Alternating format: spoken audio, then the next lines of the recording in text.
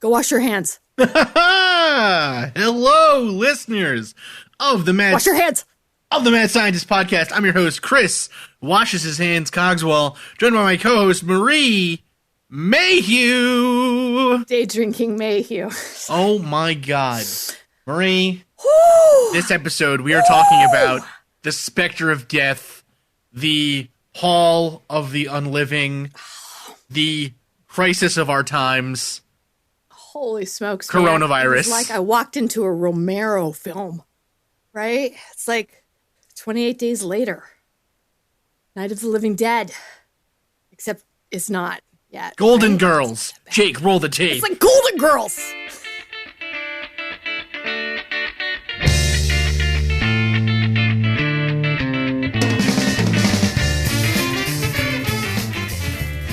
So I love Golden Girls. No, Golden Girls is great. So this episode we thought it'd be kind of fun to do coronavirus because it's gonna kill us all. And so what would be really chill, or what I thought would be exciting would be a something for, when the aliens come back and they're like, why didn't you guys wait around? We built the pyramids for you. What the hell? They'll have this record of what killed us, which wasn't our hubris or our stupidity or other aliens or whatever. It was a cold. So, and I mean, I feel like people haven't heard enough about it either. Like, I feel like maybe they haven't heard about it in the last 2 seconds, or they haven't thought about it in the last. I've heard that a lot of microseconds. I've heard that I think we need to discuss it more. I've heard that a lot of people don't know about the coronavirus, Marie. So that's why we're doing this episode. You know what's one? You're so good. You know what? The one thing that's kind of been driving me crazy about it is all of the people stockpiling toilet paper. Like, as far as I know, you cannot die from a dirty ass. Well, that's okay. So water and toilet paper. Now, so again, is it because I think that there is sort of this response, right? There's some sort of a disaster and you immediately have this fight or flight and you start to hoard, right? And what's even more crazy are people taking selfies of their hoard. Have you seen those? Yeah, it's nuts. It's completely nuts. So, not only are you not contributing to humanity and you are showing sort of your baser instincts in general, but then you're going to, put them online. Mementoize them for everyone to see. It's one of the things, I guess, though, they don't really talk about, like in The Walking Dead or any of those other movies or shows or whatever about the apocalypse. They never do talk about what happens when toilet paper runs out. None of the, it really takes the edge off of thinking about Rick Grimes, and you're just like, that guy smells like a butt all the time. It's terrible, right? It must be terrible to live with Rick Grimes. I guess. So, but why that? Why hoarding that? Even just going to the grocery store, going to Target or whatever, just walking by and I'm like, why are the shelves so empty? Well, and then thank God they still have Chardonnay. They got the boxes of Chardonnay, so I'm like, okay, we're cool. And Chardonnay is a lot harder to make than toilet. Well, toilet paper maybe is a little harder to make. I don't know. Wine you can make it in a toilet in prison. Which again, I don't know. Not that far off. But I'm just sort of I don't understand. Okay, so bleach, just gallons of bleach. I'm like, what are you guys doing with gallons of bleach? There is nothing, again, are you just, splashing it over your body and going outside and screaming? What's going on with this? So the reason we wanted to do this episode basically was because, first off, we were kind of, honestly, it's hard not to watch the news and stuff. And also hard not to kind of, every time I get a new New York Times alert or a Google alert or whatever, it's like, hey, the stock market's down, 2,000 points.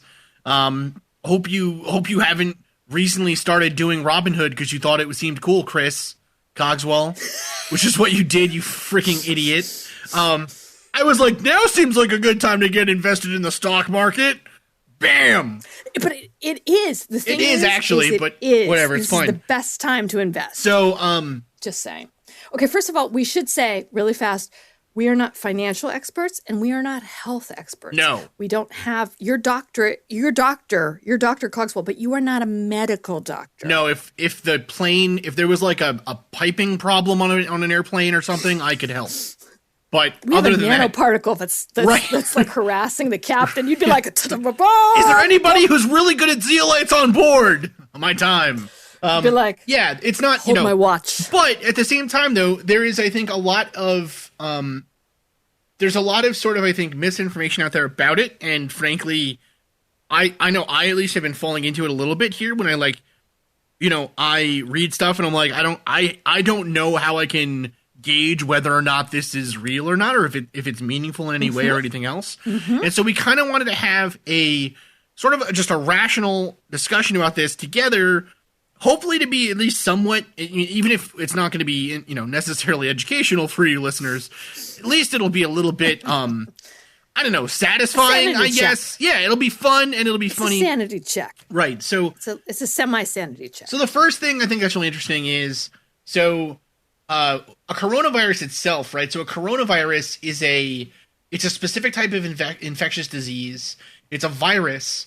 And so what a virus is, or specifically kind of, I guess, the quick answer of a virus, is that it's an agent that actually will replicate inside of your cells, right? So viruses don't have, there's not like a way, there's no antibiotics for a virus, right? Right. If it was a bacteria, right, then that would be fine, right? But it's like so for instance, like flu, the flu is a virus, right? It is the influenza or the flu virus. So coronavirus is a specific type of these that are similar to it's like similar to the kind of thing that causes you to get the common cold. Although we don't really know, like, the common cold isn't like one thing necessarily, it's one of these groups of viruses. Right. And I almost think of these as almost like, why can't you use multiple things or one thing for multiple vaccinations or multiple whatever? It's almost like house keys or keys to something, right? It's almost like not a one-to-one, but certain things are not going to unlock or help or cure. Even though they might look similar or behave similar, they're different. Right. And so, right, exactly. They kind of, it's like some analogy. No, I think it was a pretty good. It was like legitimately, I think, a pretty good one, right? I'll take it. So the reason that it's called a coronavirus is corona, literally the same as the beer. It's for the crown. It's for a crown. Because under electron microscope, these things look like little. They're like kind of circular, and they have little almost like, how like on a crown you see like it's like a circle and then there's the little spikes that come up off the top of it. Yeah. Right. It's like almost like a splash or a droplet. Like after something hits water and it drops back up, it's that same pattern. Exactly. Yeah. So it's literally like the virus particles themselves have this kind of like a halo or a crown around them. Mm-hmm. And so they call them the coronavirus, or it's in the family of Orthocoronavirinae or whatever, or in the family of Coronaviridae. Yes. So anyways, it's large in terms of other kind of viruses, right? It's a large molecule itself, I suppose. And it also it has what's known as an envelope around it, or it's an enveloped virus. And it also has a specific type of RNA that gives it kind of so it has an envelope around it which protects it, and then it also has a specific type of genetic material inside of it, like an RNA, whatever, the thing that makes DNA and everything else. It has a specific type able to replicate. Right, it has a specific type of that though that makes it replicate a certain way versus say other viruses that maybe are negative or whatever. Does that make sense? Yes. Okay. Yes, and it has nothing to do with the beer. Corona. I know everyone listening is like, Marie, God, but seriously, let's just get that out of the way just in case. It has nothing to do with the beer. The beer just sucks. Yes, the beer is just terrible, right? It's just really kind of lucky, I think, that it's not called, the Hefeweizen. Right, the magic hat virus or something, right?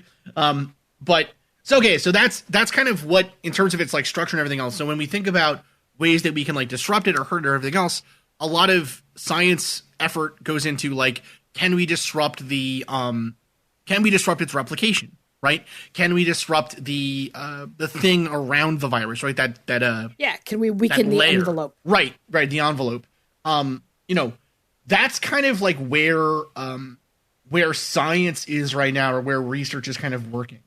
Right now, that's how treatment primarily of a virus is basically done on the symptoms, not usually the virus itself in any kind of significant way. And I think that's why this one is sort of tricky, because it has different symptoms that are showing up later, right? Like when I was like kind of fact checking myself about, well, what are the symptoms of COVID-19? Like I'm going back and forth, like, is there fever or is there not fever? We'll get into that. But like, yeah, I'm just saying that it's sort of hard to decide. Yeah. So the only drug currently that's even in any kind of stage of like potentially being useful is remdesivir, also known as GS5734, which is being developed by Gilead Sciences. It was initially developed. Can you buy it on eBay? No,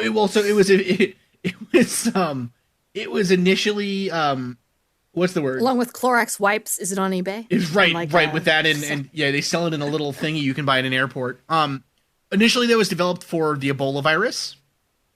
Okay. But it's been found to be useful for other things too now. Specifically other COVID other types of COVID structures and things, so like SARS and everything else. Now, the way that this thing works is essentially it becomes so like we said, there's a couple of different ways to like disrupt a virus.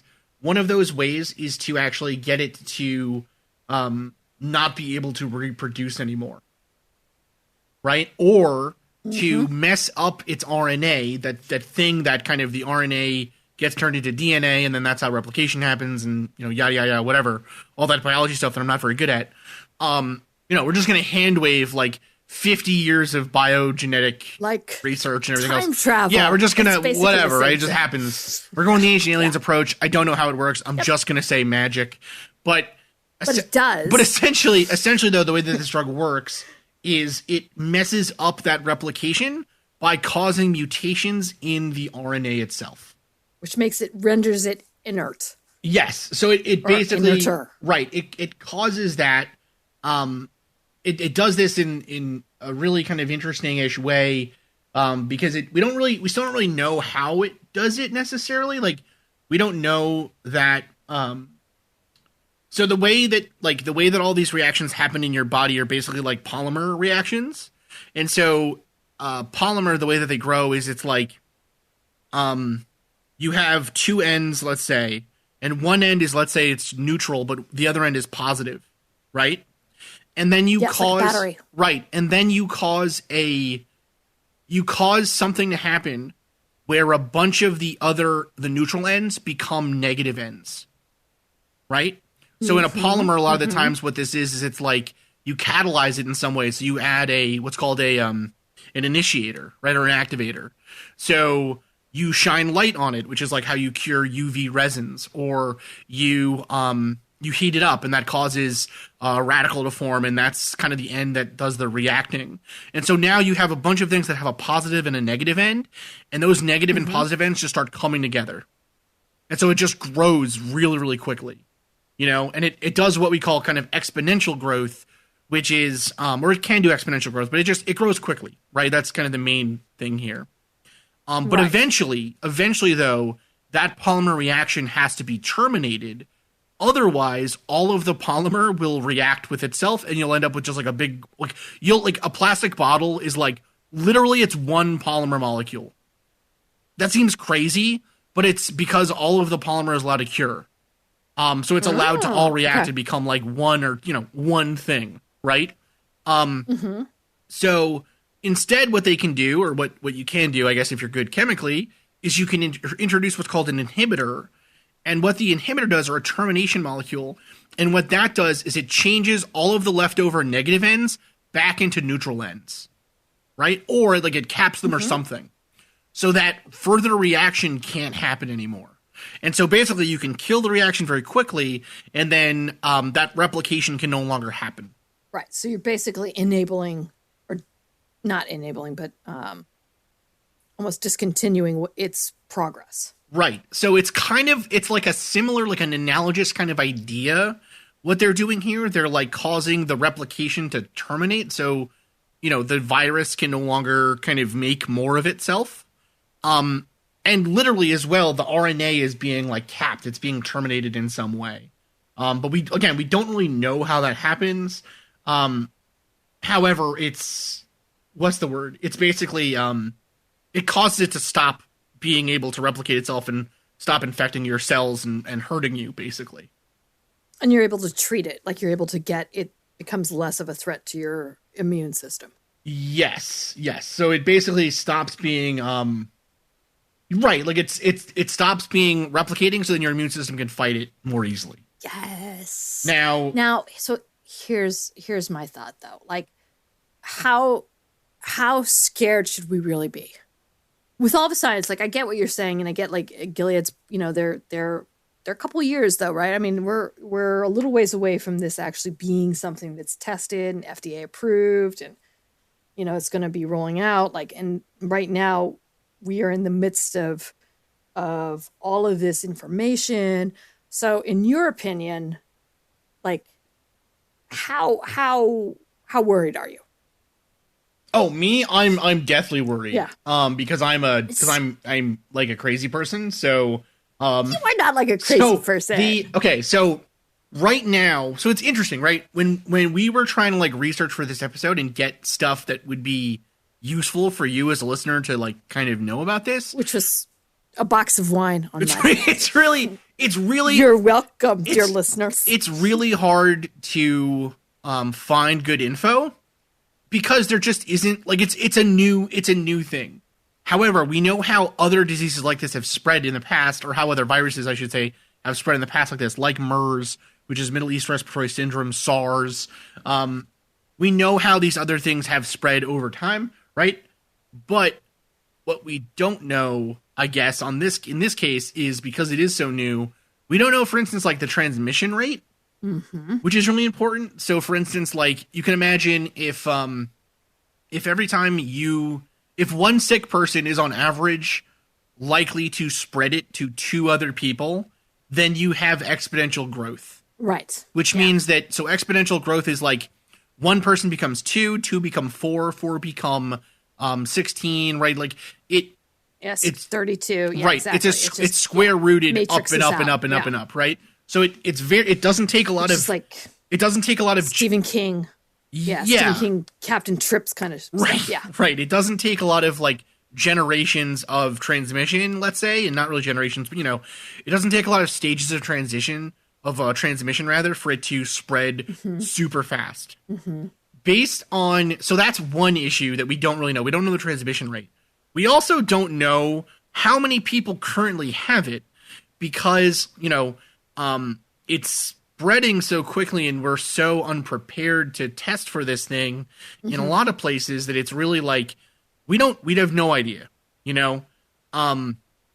so like, that's one thing in the United States, and that's one thing we're seeing in China is China had like an explosion of new cases, and then the new cases have kind of leveled off. Right. Well, even if you test, like, you're not even symptomatic, right? So it's like, why would you be testing?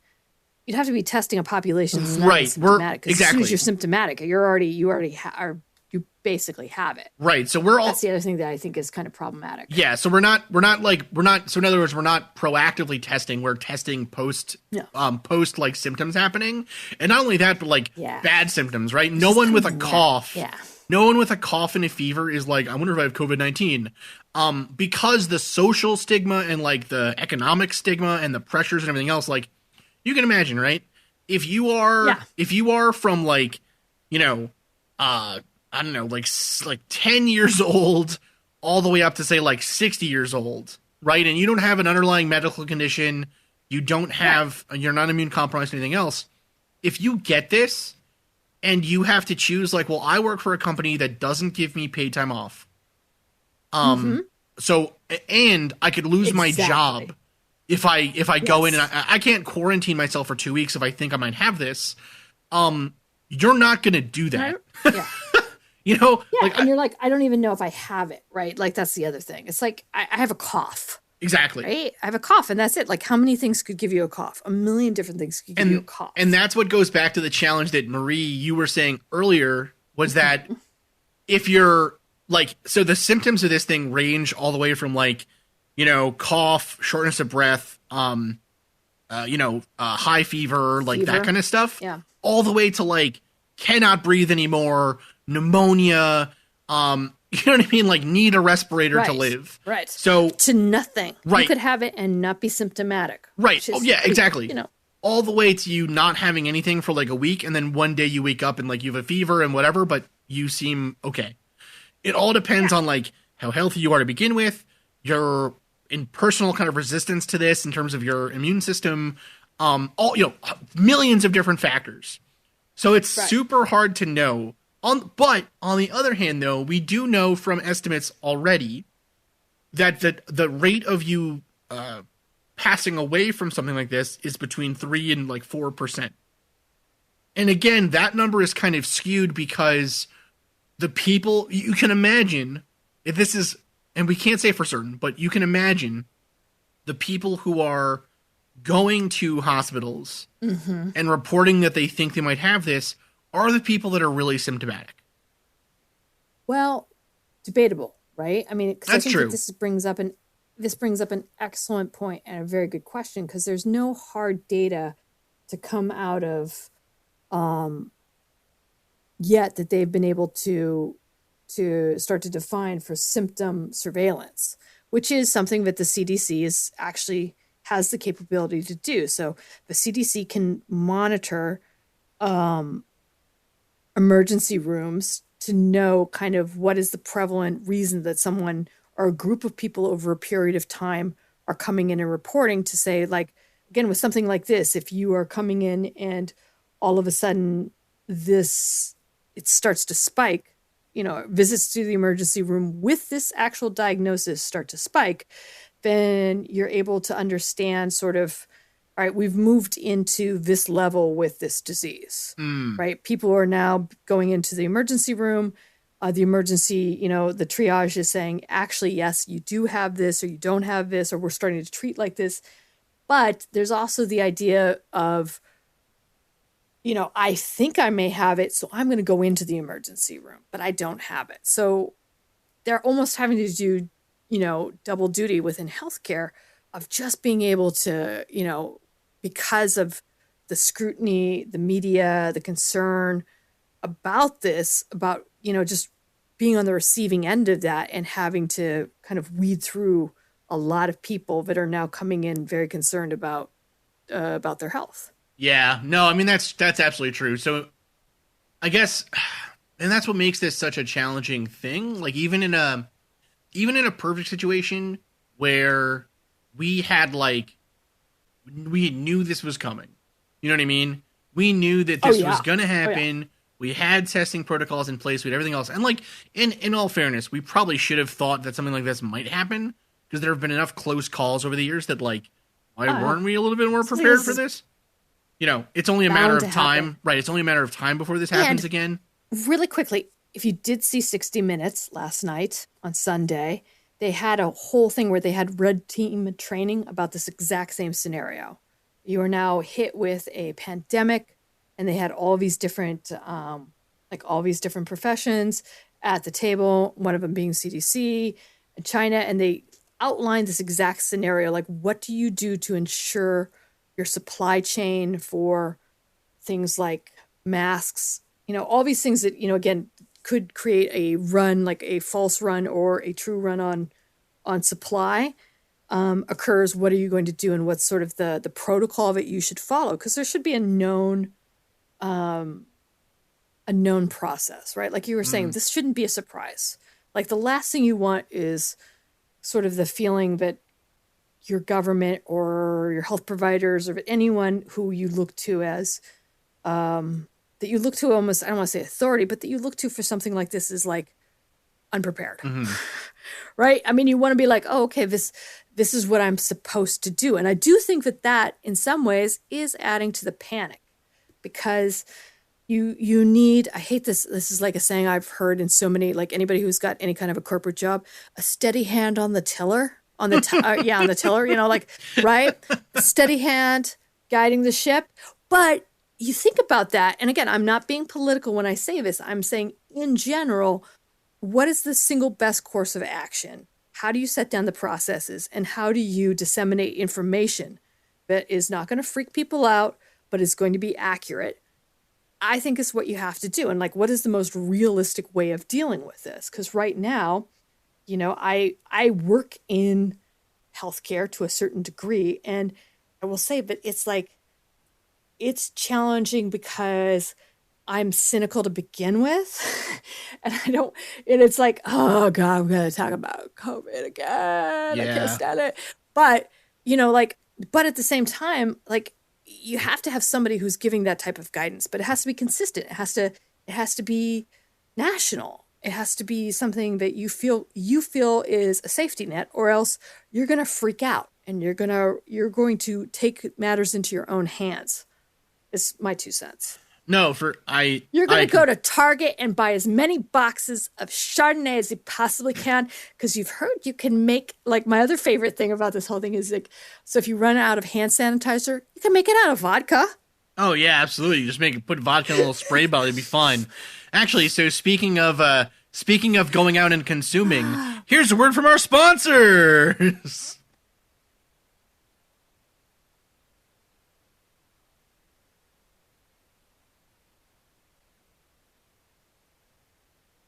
And we're back. So I actually wanted to get spritz. I kind of wanted to get into the part. Spray myself down with a little vodka and bleach. Right, it's a good idea. Part of that at the end there that before we went to the break, you were kind of touching on this idea of like the panic itself being the biggest, or like one of the worst things. You know what I mean? And actually, it's funny. I think I saw like, the tweets that I've seen. It's interesting, right? So we, like Marie said, you're kind of working in like the healthcare sphere, let's say. And I work in the engineering sciences R&D kind of sphere. And it's actually been pretty crazy to me to see how, like, the first time I took this seriously really was when ginormous companies that I know from having done consulting work for them don't necessarily panic in like panic situations. You know what I mean? Like, they could have a plant on fire with explosions and they're like, we're going to shut off these 4 valves and we'll be fine. Yep. Those companies, as usual. Those companies are like, no one get on a plane. Don't bring anyone from outside into this campus. That's crazy. That's like, that was the first thing that kind of made me like step back and think like, this is a little different. And then to have, and maybe this is just because this is the first, like, I wasn't on Twitter during like SARS and like all those other ones, but also seeing other really smart people Twitter on and Twitter. SARS wasn't a thing. Yeah. Okay. Well, you know what I'm saying though, right? SARS wasn't. I don't think they were. Yeah. Like being on social media with these really smart people who are like epidemiologists and medical professionals and people who research like virus transmission and everything else kind of come out and say like, hey, this is more serious than you think it is.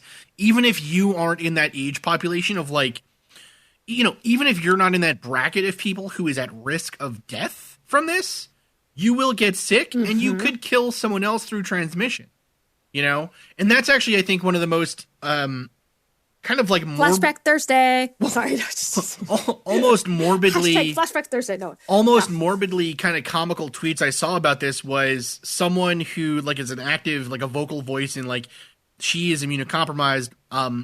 She posted a thing that was on Twitter that was basically like, we can hear you when you say only the immunocompromised or old will die. You know what I mean? And it was like, yes, that kind of sucks. It's, I don't know. Yeah. How about you? What do you think, Maria? Are you panicked?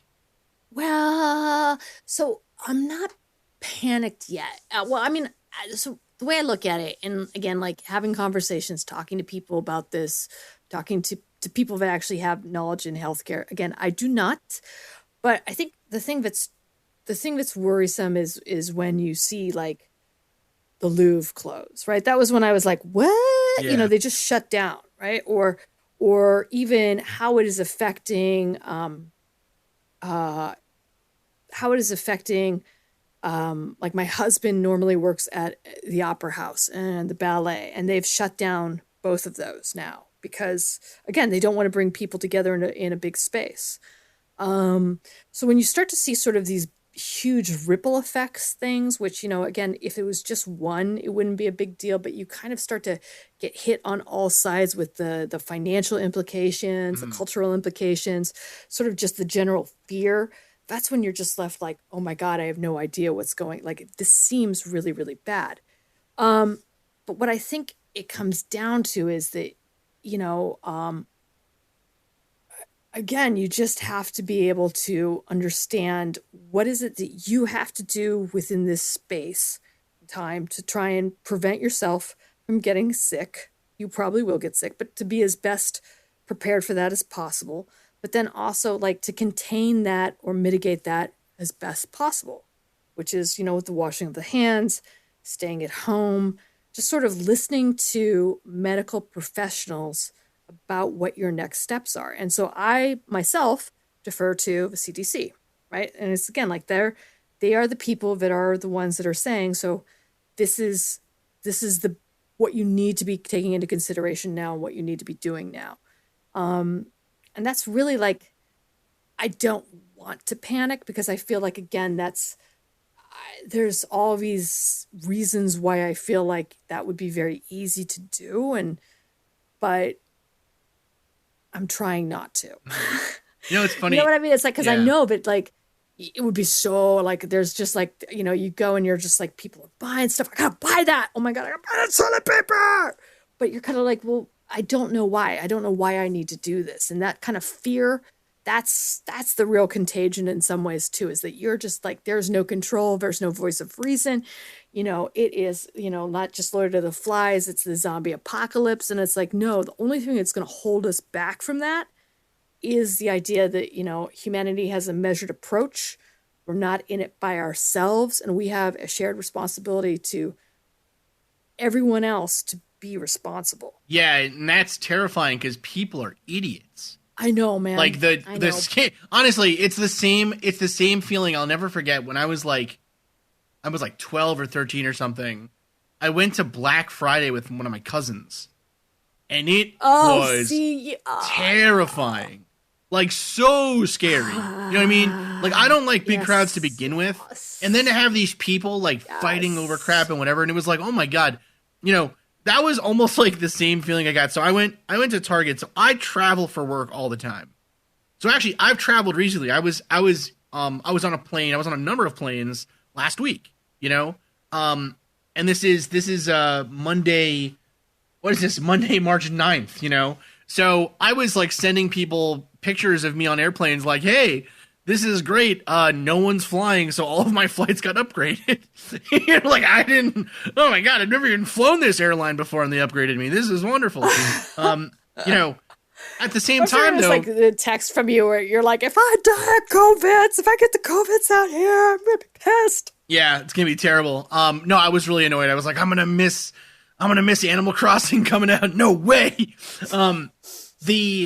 The crazy thing, or I think the first thing that kind of made me be like, this is getting a little bit maybe out of hand, feeling at least, not in terms of like the disease itself, but in terms of the people, was before Minnesota even had a case, we went to Target in Shoreview, Minnesota, and which there's a very like bougie Target there. It's super nice. But anyways, we go to that Target, and they had no toilet paper, no bottled water, and no hand sanitizer anywhere. And like when you walked into, You just make your own. When you walked into, which was hilarious, was when you walked in, it was like spring. They had all these things up that were like for spring cleaning, but then it was like, face masks, and it's like, yeah, spring cleaning, Mike. Sure, spring cleaning. So that is one thing though that I think is really important. Is like, even though again, this is going to be like it really is going to be like a particularly bad flu. Yes. We can't stress enough how important it is to be careful. Wash your hands, try to stay inside if you can. You know, just don't, especially if you have a family member who's, Don't, yeah. you know, in an at-risk population or whatever, just don't be dumb. You know what I mean? Just take your time. Don't go licking people upside the head. That's the other thing. Don't right? try to get out of quarantine because you want to go skiing or whatever, or you decide this is the time for your balloon trip around the world or whatever. Like some of the stories have been infuriating. And the thing that is the most infuriating about them is that I can see myself and my family members in some of those stories. There's the famous one coming out of Italy, right? Was what's it? It's like this. So there's this Italian idea, which is like bending the rules, right? Have you ever heard of this before? Oh, Italy. No, but I can only imagine. Okay. I mean, basically, because it's in quarantine. I was going to ask, how is the family? I mean, do you have, like, is your mom concerned? Are there people in the home country that are like, you know? Well, so what's crazy is, so in Italy, right? There's this kind of like idea, right? So Italy has always sort of been under the thumb of like crappy rulers. You know what I mean? And never of like their own rulers, you know, until like Mussolini. But Italy has always kind of been like, you know, we had Napoleon and then we had like, you know, like emperors or, you know, there've always been people in like Italian culture that are like telling the disparate parts of Italy what to do. And they're kind of like, yeah, to hell with you. Right. And so there's this idea called, it's called Furbizia, right? And it's this idea of, it literally means like almost like conniving or like clever, I guess, like to be clever enough to get around a rule, you know? And so it's like, you know, so like my mom, all of my relatives love these things. They love them. You know what I mean? And it's like in New York City, it's like, it is a thing, right? People love the idea that like, I didn't pay the extra $2 per kid at the buffet. You know what I mean? Or like, I got a coupon. I used a coupon that was expired, or just little things like that, right? And so there are these really funny stories coming out of Italy where it's like, you know, the government of Italy comes out and is like, don't leave your house if you have the coronavirus or you've been to these areas. And people are like, well, I don't have the coronavirus, but I've been to the area, so I'm going to leave. I'm just going to do whatever I want. You know what I mean? And It's like, it's funny because you can hear like in your head. There was a story in the New York Times about, in Milan, these old men were meeting at a bar in Milan. And one of them was a guy who lived outside of like the border of the quarantine, but he was sneaking through the border to come drink with his buddies. And he was just like, he just has always done it. And he's like, well, what are they going to do? You know what I mean? And it's like, this isn't a time for rule bending, bro. Don't be an idiot. Like, you're like an 80-year-old man. You get here on a donkey. You know what I mean? You're going to die. Your donkey's going to die. Don't be a moron. But they're just like, screw that. I'm just going to do what I want. Anyways, my family in Italy is fine right now. My mom was really funny. So my mom lives in New York City. And when the first cases in Italy happened, she called me and she was like, Christopher, I'm worried about these coronavirus things. You know, they happened in Italy now. And it's like, Mom, it's not specifically seeking out people from Italy. Like, it's not going to get you. You know what I mean? My mom's like, I'm Italian. Oh my God, what if I get the coronavirus? Like, it's not going to happen. It's not going to happen that way.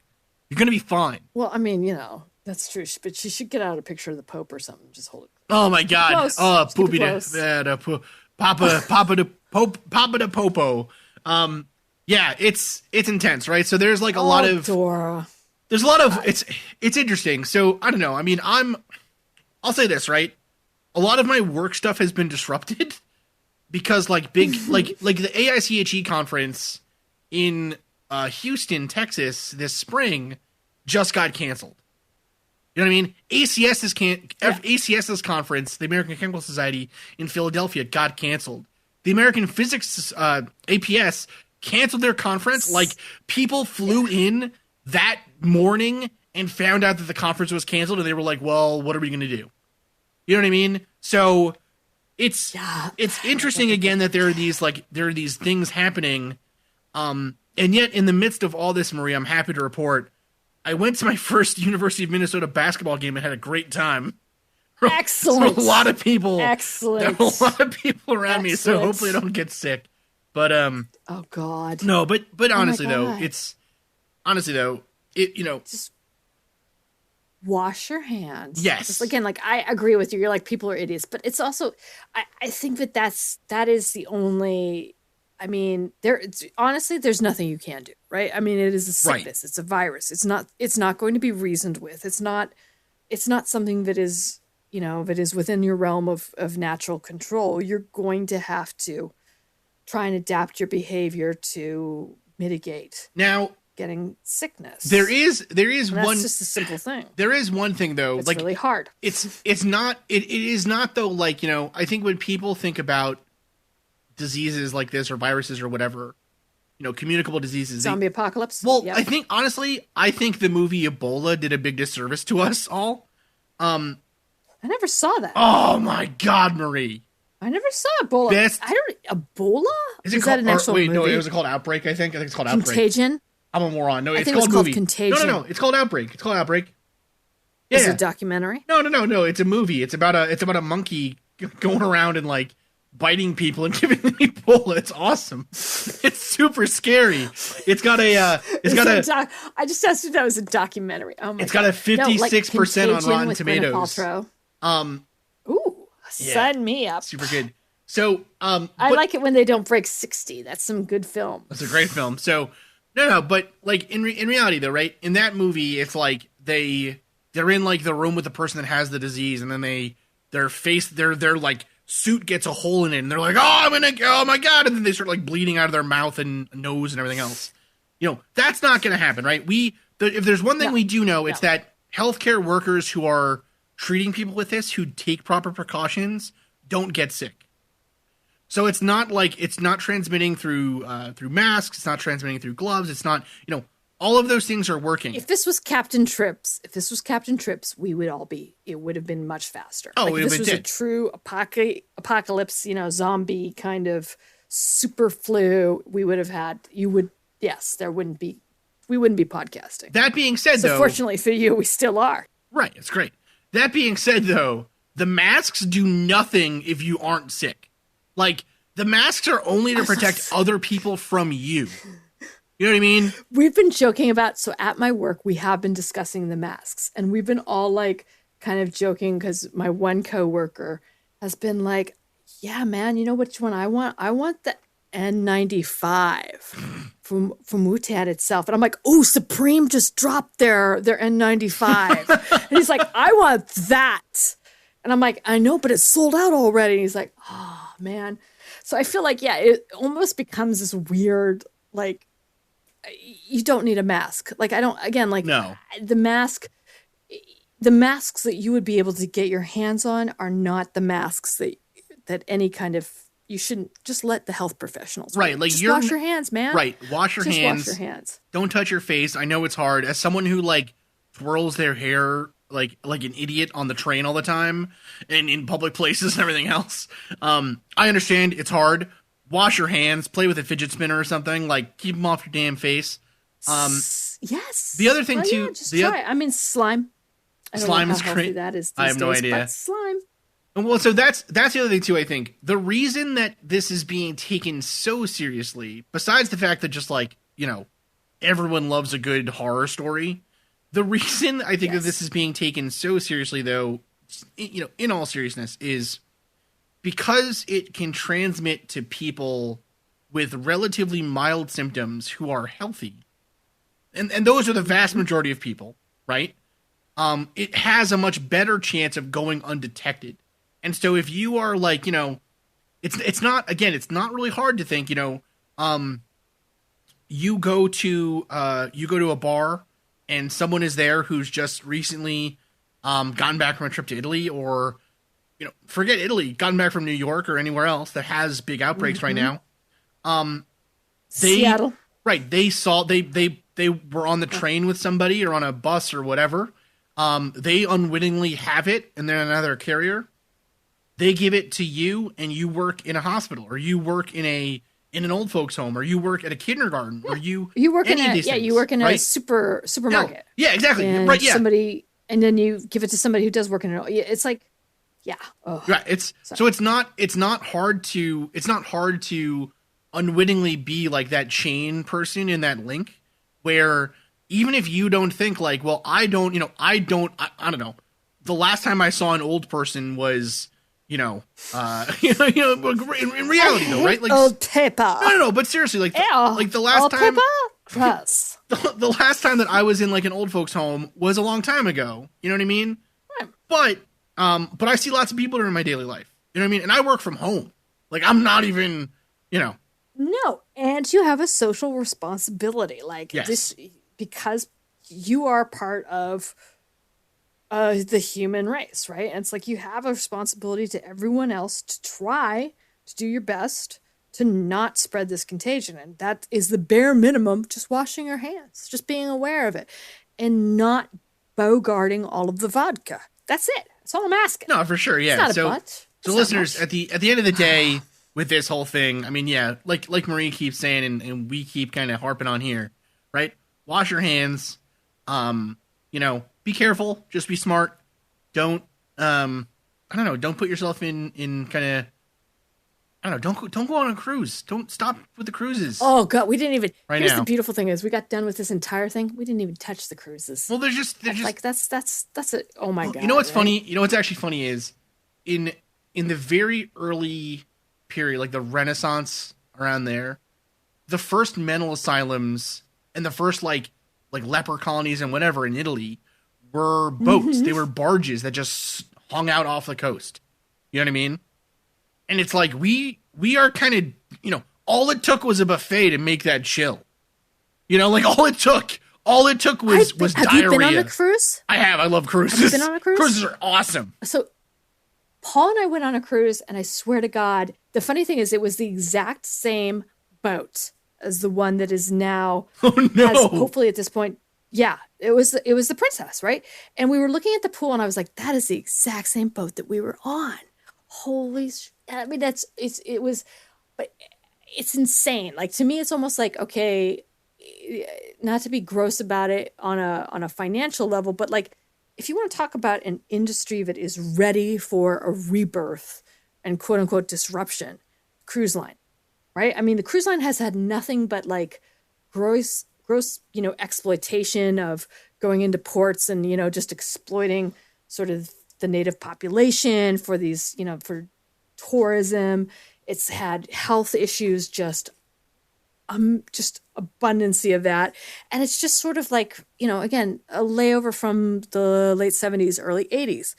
This is a good time to really be talking and thinking about travel and how do we experience and think about travel and what is actually more interesting and something that we could be doing that's different. Yeah, well, This man alive. Yeah, the thing that's Really quick story. Here's a really quick story, but you're going to love this. We're on one of those excursions, and it's to like you go out and you pet the stingrays, right? And there's like they drop us off at this sand barge, okay, and it's water up to your waist. And I swear to God, it's just like a million stingrays, and it's sort of scary because again, these aren't kitties. These are like frightening animals, and we're next to another family and the woman is there, and I'm not gonna, it's a gross overstatement to say New Jersey, she's like, you're gonna love them, they're just like velvet, you're gonna want them dress made out of them. But the guy who was and I was like, oh my Lord, they're so soft, you're gonna want to make a dress out of them. But the guy who was driving our boat got stung by a barb. Oh my God! Like, through his hand, he's bleeding. We're out in the middle of God only knows where. There's no, again, it's not like there's a lot of protocol. Right. So fortunately, some fishermen took him back to Cozumel or whatever. But I'm like, this is not good. Like, this is not sustainable, healthy. You have this wild, you have these wild animals that are like, you're trying to treat like sea kitties that are made out of velvet. It's not a good idea. Get this man a pina colada quick. He needs a curly straw. He was like, literally, this kid was like maybe 17, and he was so pale, and I was just like, that's not good. And and the other guys are like, oh, this hardly ever happens, and I'm like, really? Because he looks like he's So right. that is my tour of my cruise lines. Good times. The Princess. Yeah, I got. Anywho, it's good times. It's funny. They're it's an interesting thing. I don't know. We haven't done enough haunted ship stories, Marie. Oh yeah, I made a haunted ship. We need to do a haunted ship one. All right. Anyways, your listeners, we're gonna do haunted ships. Stay safe. We love you all. Stay safe. We Be love careful. you all. Wash your hands. And wash your hands and don't panic. It's gonna be okay. Don't panic. It'll be fine. Listen. Worst case scenario. Get some vodka. Wash your hands. You'll be fine. Yeah. Worst case scenario. Chill. Stay at home. Watch Netflix. You know what I mean? It'll be great. It's all good. There's never been a better time, Marie, to cancel plans, which is my favorite thing to do.